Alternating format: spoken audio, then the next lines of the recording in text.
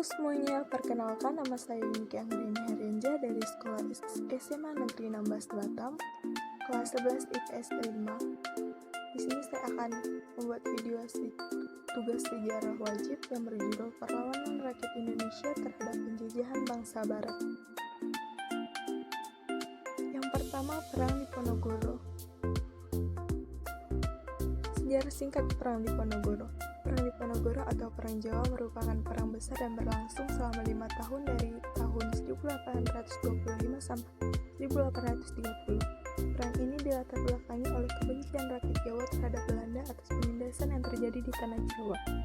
Penyebab Perang Diponegoro yang pertama adalah adanya perasaan tidak puas pada kaum bangsawan Kesultanan Yogyakarta karena mereka dilarang oleh Belanda untuk menyewa tanahnya kepada pengusaha swasta untuk perkebunan. Akibat perang ini, penduduk Jawa yang tewas mencapai 200.000 jiwa, sementara korban tewas di pihak Belanda berjumlah 6.000 tentara Belanda dan 7.000 serdadu pribumi. Akhir perang menegaskan penguasaan Belanda atas Pulau Jawa. Akhir Perang Diponegoro. Pertempuran sengit antara Belanda dan Pangeran Diponegoro baru berakhir pada 28 Maret 1830. Kala itu, pasukan Pangeran Diponegoro dijepit di Magelang oleh Jenderal de Kock demi membebaskan sisa pasukannya. Pangeran Diponegoro rela menyerahkan diri. Yang kedua, Perang Banjarmasin. Sejarah singkat Perang Banjarmasin. Perang Banjarmasin terjadi saat Pangeran Antasari memimpin perlawanan terhadap Belanda saat Belanda ingin menguasai Kesultanan Banjar pada Perang Banjarmasin yang meletus pada tahun 1859. Perang ini dipicu oleh keinginan Belanda menguasai wilayah sekitar Kalimantan Selatan. Latar belakang Perang Banjarmasin yaitu rakyat menjadi sasaran eksploitasi dari Belanda dan Kesultanan Banjar. Munculnya konflik perebutan tahta kesultanan, sikap sewena-wena dari Tamjidillah yang ditunjuk Belanda sebagai Sultan Banjar. Selain menghapus kerajaan Banjar, Belanda juga ikut menghapus pemerintahan bawahan dari kerajaan tersebut. Akhir Perang Banjarmasin. Semakin melemah kekuatan pasukan Banjar, tidak seimbangnya persenjataan dan banyaknya pemimpin perlawanan yang wafat seperti Pangeran Antasari, Tumenggung Jalil, Pangeran Hidayatullah, dan juga Sultan Kuning. Pada tahun 1905, Pangeran Muhammad Seneman yang merupakan putra Pangeran Antasari tewas tertembak Marseille Belanda dan hanya ada perlawanan kecil dari pihak Banjar. Belanda menganggap bahwa peperangan ini telah berakhir. Yang ketiga, Perang Puputan. Sejarah singkat Perang Puputan.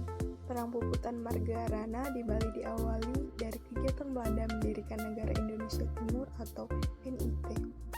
Karena geram terhadap kekalahan pada pertempuran pertama pada tanggal 20 November 1946 saat Ki Gusti Ngurah Rai dan pasukannya Ciumanara melakukan Long March ke Gunung Agung ujung timur Pulau Bali. Puputan Margarana terjadi setelah Jepang kalah dan Belanda datang ke Indonesia untuk mengambil alih atau merebut daerah kekuasaan Jepang. Perang sengit di Desa Marga berakhir dengan gugurnya Gusti Ngurah Rai dan semua pasukannya. Puputan Margarana menyebabkan sekitar 96 gugur sebagai pahlawan, sementara Belanda 400 orang tewas. Akhir Perang Puputan.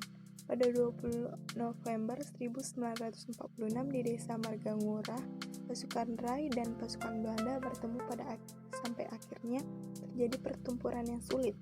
Selama pertempuran, pasukan Ciumanara memukul mundur pasukan Belanda, tetapi pertempuran tidak berhenti karena pasukan Belanda datang dalam jumlah besar. Mereka dilengkapi dengan senjata yang lebih modern dan didukung oleh pesawat tempur. Kondisi berubah dan bahkan pasukan Ngurah Rai ditekankan karena kekuatan yang tidak seimbang. Sampai pasukan Ciumanara dipaksa untuk membuka daerah di sawah dan ladang jagung di daerah Kelaci, Desa Marga. Dalam kondisi mendesak ini, Ngurah Rai mengeluarkan perintah dari puputan atau pertempuran total. Dari sudut pandang prajurit Bari, lebih baik bertarung seorang kesatria daripada jatuh ke tangan musuh. Akhirnya malam ini 20 November 1946 Gusti Ngurah Rai meninggal bersama pasukan. Acara ini kemudian direkam sebagai acara puputan Margarana. Yang keempat, Perang Sisingamangaraja 12. Sejarah singkat Perang Sisingamaraja 12. Perang Batak merupakan perang antara kerajaan Batak melawan Belanda. Perang ini berlangsung selama 29 tahun. Alasan meletusnya perang ini adalah Belanda berusaha mewujudkan Pax Neerlandika. Perlawanan atau tantangan ini disebabkan karena adanya kekhawatiran Sisingamaraja 12 karena penyebaran agama Kristen itu akan menghilangkan tatanan tradisional dan bentuk kesatuan negeri yang telah ada secara turun-temurun di tanah Batak. Akhir Perang Sisingamaraja 12. Pada akhirnya hasil perlawanan yang dilakukan Sisingamangaraja 12 beserta segenap masyarakat Batak mengalami kekalahan. Taktik licik yang dilakukan oleh Belanda dengan upaya menangkap Boru Sagala, istri Sisingamangaraja 12 dan 2 anaknya, menyebabkan Sisingamaraja mengalami beban psikologi yang berat. 17 Juni 1907, Sisingamaraja 12 meninggal dalam perlawanan terakhir di Bulon Day karena tertembak timah panas tepat di dadanya. Kedua putra dan seorang putrinya ikut gugur di tangan Belanda. Dengan begitu usailah Perang Batak.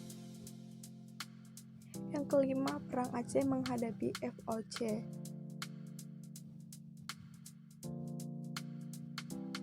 Sejarah singkat Perang Aceh menghadapi VOC. Perang Aceh adalah perang Kesultanan Aceh melawan Belanda dimulai pada 1873 sampai 1904.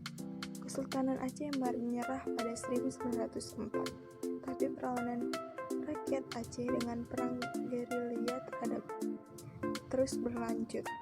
Pada 8 April 1873, Belanda mendarat di pantai Ceureungen di bawah pimpinan Johan Herman Rudolf Fowler dan langsung bisa menguasai Masjid Raya Baiturrahman.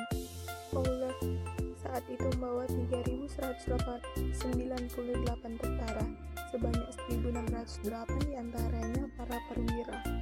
Perang Aceh terjadi karena keinginan Belanda untuk menguasai Aceh yang kedudukannya semakin penting baik dari segi strategis perang maupun jalur perdagangan sejak terusan Suez dibuka pada 1869. Pada 17 Maret 1824, Inggris dan Belanda menyepakati tentang pembagian wilayah jajahan di Indonesia dan Semenanjung Malaya. Akhir Perang Aceh menghadapi VOC. Pada 1903, Sultan Alauddin Muhammad Daud Syah dan Panglima Polem juga menyerah setelah tekanan yang bertubi-tubi. Peristiwa ini membuat jalan bagi pemerintah Belanda untuk menanamkan kekuasaannya di seluruh wilayah Kesultanan Aceh. Sekian dari saya, terima kasih.